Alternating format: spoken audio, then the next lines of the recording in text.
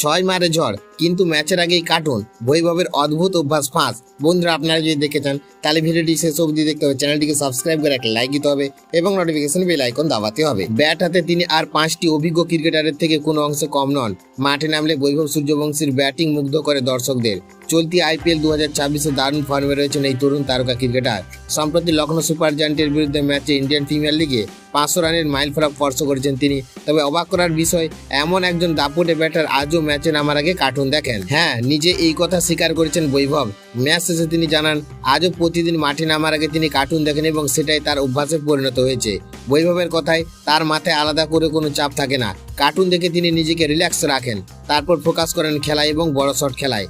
এই স্বীকারোক্তির সামনে আসতে সোশ্যাল মিডিয়ায় শুরু হয়েছে জোর আলোচনা।